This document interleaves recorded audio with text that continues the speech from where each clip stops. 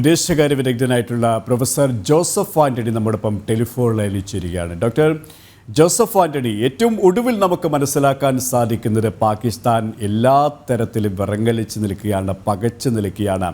ഭാരതത്തിന് മേലുള്ള ആക്രമണം, പ്രത്യാക്രമണത്തിലൂടെ ഭാരതം ഇല്ലാതാക്കി കഴിഞ്ഞു. ഒപ്പം പാകിസ്ഥാനിലെ ആഭ്യന്തര പ്രശ്നങ്ങൾ, പ്രത്യേകിച്ച് കെട്ടിപ്പിടിച്ചെടുത്തിരിക്കുന്നു ബലൂച്ച് വിമോചന പോരാളികൾ, ഇസ്ലാമാബാദിലടക്കം ഇമ്രാൻഖാൻ അനുകൂലികൾ തെരുവിലിറങ്ങുന്ന അവസ്ഥ, പാകിസ്ഥാന്റെ പ്രധാനമന്ത്രി എവിടെയാണ്, സൈനിക മേധാവി എവിടെയാണ് എന്ന ചോദ്യത്തിന് ഉത്തരം കിട്ടാത്ത സാഹചര്യം. അതുകൊണ്ട് തന്നെ ഇനി എത്ര സമയം, എത്ര മണിക്കൂർ, എത്ര ദിവസം പാകിസ്ഥാന് പിടിച്ചു നിൽക്കാൻ കഴിയും ഭാരതത്തിന് മുന്നിൽ എന്ന ചോദ്യമല്ലേ പ്രസക്തമാകുന്നത്?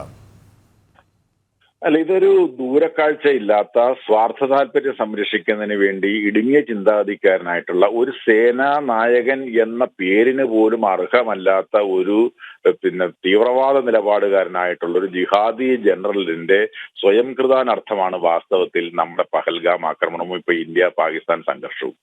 സാധാരണഗതിയിൽ നമുക്ക് എല്ലാവർക്കും അറിയാം, ഒരു യുദ്ധം എന്ന് പറയുന്നത് ആ യുദ്ധത്തിന് പോകുന്നതിന് മുമ്പ്, ഒരു ആക്രമണത്തിന് പോകുന്നതിന് മുമ്പ് ഒരു സേന പോകുമ്പോൾ ആ സേന തീർച്ചയായിട്ടും ആലോചിക്കും, നമ്മളൊരു നീക്കം നടത്തിയാൽ അപ്പുറത്ത് നിന്നുള്ള നീക്കം എന്താണ്. നമ്മൾ ഈ ചെസ്സിലൊക്കെ നീക്കത്തെ കുറിച്ച് പറഞ്ഞു, ഒരു ചെസ്സിലേക്ക് ഒരു നീക്കം നടത്തുമ്പോൾ ഒരു നല്ല കളിക്കാരൻ, ഏറ്റവും ഒരു ആവറേജ് കളിക്കാരൻ, ഒരു 8 നീക്കം വരെ തിരിച്ച് ഉള്ള നീക്കങ്ങൾ മനസ്സിലാക്കുന്ന. അപ്പൊ ഇവിടെ ഒരു സേന എന്ന് പറയുന്നത് ചെറിയ കാര്യമല്ലല്ലോ.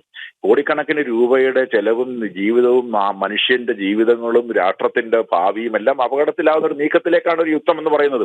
അങ്ങനെ ഒരു ആക്രമണത്തിന് പോകുമ്പോൾ എന്താണ് ബാസൂർ ചിന്തിക്കേണ്ടത്? നമ്മളൊരു ആക്രമണം ഇന്ത്യയെ പോലെ ശക്തമായ, സാമ്പത്തികമായി ശക്തമായ, സൈനികമായി ശക്തമായ, രാഷ്ട്രീയമായി ശക്തമായി നിൽക്കുന്ന ഒരു രാജ്യത്തിനെതിരെ നമ്മൾ വളരെ ദുർബലമായ, സാമ്പത്തികമായി ദുർബലമായ, താങ്കളിവിടെ പറഞ്ഞ പോലെ രാഷ്ട്രീയമായി ദുർബലമായ, ആഭ്യന്തര സംഘർഷങ്ങളാൽ വിഷമിക്കുന്ന ഒരു രാജ്യം ആക്രമണത്തിന് പോകുമ്പോൾ നമുക്ക് ആ ആക്രമണം കൊണ്ട് എന്ത് നേട്ടമാണ് ഉണ്ടാവുക? ഇതാണല്ലോ. പക്ഷെ ഇവിടെ നമ്മൾ കാണേണ്ടത് ഇങ്ങനൊരു ആക്രമണത്തിലൂടെ പോകാനായിട്ട് അസിം മുനീറിനെ പ്രേരിപ്പിച്ചുണ്ടാവുക അദ്ദേഹത്തിന്റെ മാത്രം, ആ വ്യക്തിയുടെ, അസിം മുനീർ എന്ന് പറയുന്ന വ്യക്തിയുടെ മാത്രം സ്വാർത്ഥ താല്പര്യമോ അദ്ദേഹത്തിന്റെ ഭാവിയോ കണ്ടുകൊണ്ട് മാത്രം നടത്തിയ ഒരു അപകടകരവും അപക്വവുമായ സൈനിക നീക്കമാണ്. കാരണം എന്താണെന്ന് വെച്ചാൽ നമുക്കറിയാം, ഇവിടെ സൂചിപ്പിക്കപ്പെട്ടതുപോലെ പാകിസ്ഥാൻ IMF-ൽ നിന്നും, ലോകബാങ്കിൽ നിന്നും,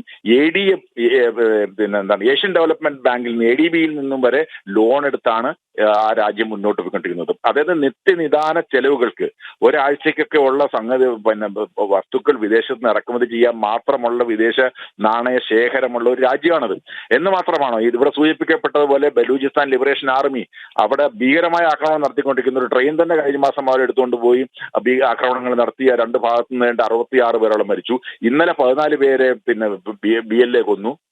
അപ്പൊ അങ്ങനെ അതിശക്തമായ സംഘർഷം ബലൂചിസ്ഥാനിൽ നടക്കുന്നു. ഖൈബർ പക്തൂൺഖ്വായിൽ ഭരണകൂടത്തിനെതിരായ സമരം നടക്കുന്നു. ഇമ്രാൻഖാന്റെ നേതൃത്വത്തിൽ സമരം നടക്കുന്നു. തെഹ്രീക്കെ താലിബാൻ പാകിസ്ഥാൻ ഭരണകൂടത്തിനെതിരെ ആക്രമണം നടന്നു. ഇങ്ങനെ അതായത് നിൽക്കാൻ, അതായത് താഴ്ന്ന് ഇരിക്കാൻ, സാവകാശം ഇരിക്കാൻ പോലും പറ്റാത്ത തരത്തിൽ രാഷ്ട്രീയ നേതൃത്വവും സൈനിക നേതൃത്വവും ഇങ്ങനെ സൂചിമുനയിൽ നിൽക്കുന്ന ഒരു രാഷ്ട്രത്തിന്റെ ഭരണാധികാരി ഇന്ത്യ പോലുള്ള രാജ്യത്തിന് നേരെ നടത്തിയ ഈ കയ്യേറ്റം സ്വയംകൃതാനർത്ഥം എന്നല്ലാതെ എന്താ പറയുക? അതായത് വിനാശകാലി വിപരീത ബുദ്ധി എന്നൊക്കെ നമ്മൾ പറയുന്നത് പോലെ വളരെ അപകടകരമായ ഒരു നീക്കമാണ് നടത്തിയത്. അതുകൊണ്ടാണല്ലോ ഇപ്പൊ നമ്മൾ കേൾക്കുന്ന വാർത്തകൾ ശരിയാണ് എങ്കിൽ ഇദ്ദേഹത്തിന്റെ ഈ സ്വന്തം കസേര സംരക്ഷിക്കുന്നതിന് വേണ്ടി നടത്തിയ ഈ ആക്രമണത്തിലൂടെ പാകിസ്ഥാൻ എന്ന് പറയുന്ന രാഷ്ട്രത്തിനെതിരെ അതിശക്തമായ ആക്രമണം. അപ്പൊ നമ്മൾ നടത്തിയ ആക്രമണത്തിന്റെ സ്വഭാവം നോക്കൂ. ഇസ്ലാമാബാദിലും റാവൽപിണ്ടിയിലും കറാച്ചി, അവരുടെ പ്രധാന നാവിക കേന്ദ്രമായ കറാച്ചിയിൽ നമ്മൾ ആക്രമിക്കുന്നു, സൈനിക കേന്ദ്രമായ റാവൽപിണ്ടിയിൽ നമ്മൾ ആക്രമിക്കുന്നു, പെഷവാറിൽ അറ്റുകിടക്കുന്ന പെഷവാറിൽ നമ്മൾ ആക്രമിക്കുന്നു.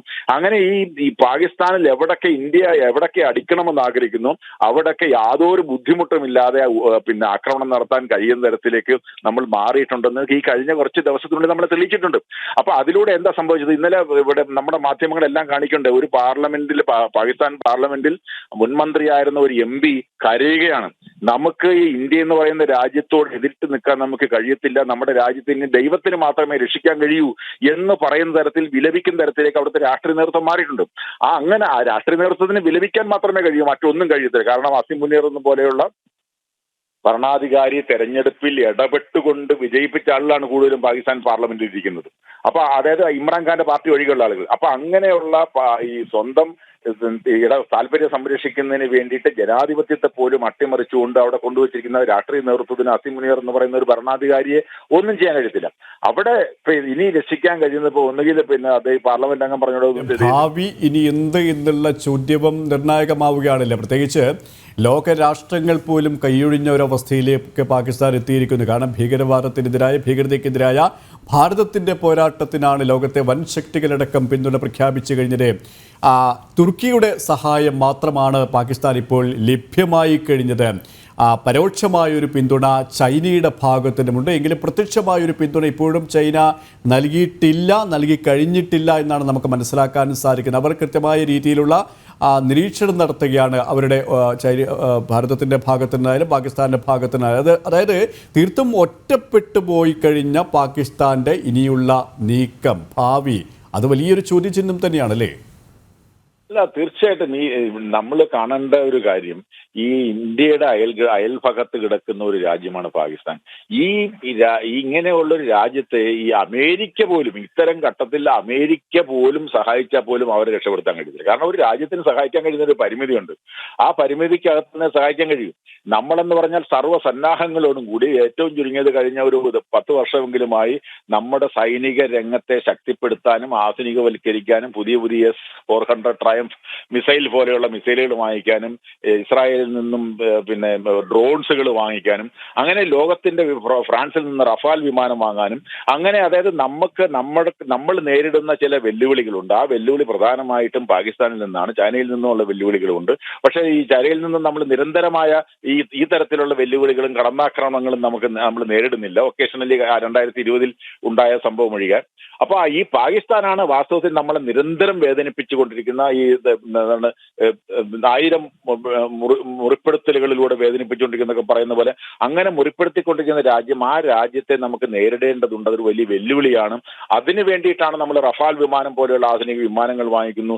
S-400 ട്രയംഫ് മിസൈൽ പോലെയുള്ള വളരെ ഫലപ്രദമായ ഈ ഡ്രോണുകളും S-400 ട്രയംഫ് മിസൈലും സുദർശന ചക്രം എന്ന് നമ്മൾ പേരിട്ടിരിക്കുന്ന ഈ മിസൈലുകളും എത്രമാത്രം ഇഫക്റ്റീവായിട്ട് നമുക്ക് പ്രവർത്തിക്കാൻ കഴിഞ്ഞു, പാകിസ്ഥാനെ എത്രത്തോളം ദുർബലപ്പെടുത്താൻ, അവരുടെ ആക്രമണങ്ങളെ എല്ലാം നിർവീര്യമാക്കാനും തകർക്കാനും നമ്മൾ കഴിഞ്ഞു നമ്മൾ ലോകം കണ്ടതാണ്. അപ്പോൾ ലോകത്തിനറിയുന്ന ഒരു കാര്യമുണ്ട്, ലോകത്തിനറിയാവുന്ന കാര്യം നമ്മളല്ല ഈ ആക്രമണവും അല്ലെങ്കിൽ ഈ സംഘർഷവും തുടങ്ങി വെച്ചത്.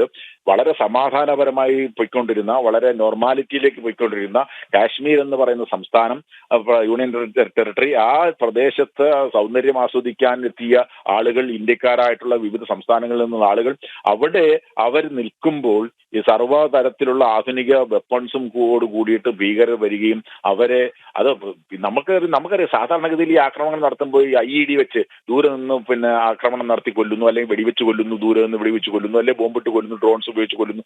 ഇതൊക്കെ നമുക്ക് പിന്നെയും മനസ്സിലാക്കും. ഇവിടെ മനസ്സിലാക്കാന്ന് പറഞ്ഞാൽ ഇങ്ങനെയൊക്കെ സംഭവിക്കുന്നതിനകത്ത് ഒരു ഭീകരാക്രമണം എന്ന് പറഞ്ഞ് മാറ്റുമെങ്കിൽ ഇവിടെ സംഭവിച്ചെന്താണ്?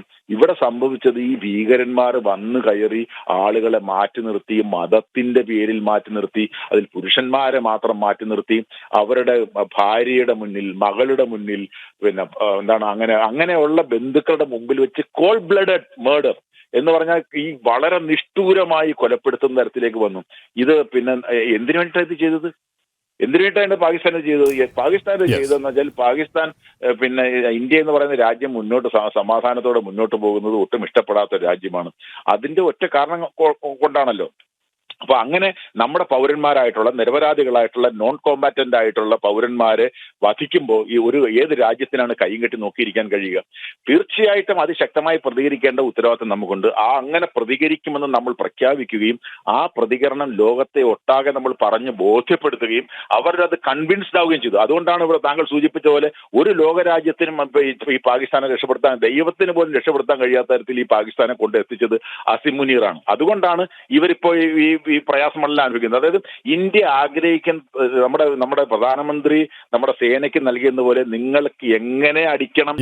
ഏതായാലും താങ്കൾ പറഞ്ഞതുപോലെ തന്നെയാണ്, ഒരു ദൈവത്തിന് പോലും രക്ഷിക്കാൻ കഴിയാത്ത അവസ്ഥയിലേക്ക് പാകിസ്ഥാൻ എത്തപ്പെട്ടിരിക്കുന്നു. ഭാരതത്തോട് ഇരന്ന് വാങ്ങിയ വിധി. വളരെയധികം നന്ദി പ്രൊഫസർ ജോസഫ് ആന്റണി ഈ ഒരു സമയത്ത് ഞങ്ങളോട് സഹകരിച്ചതിന്.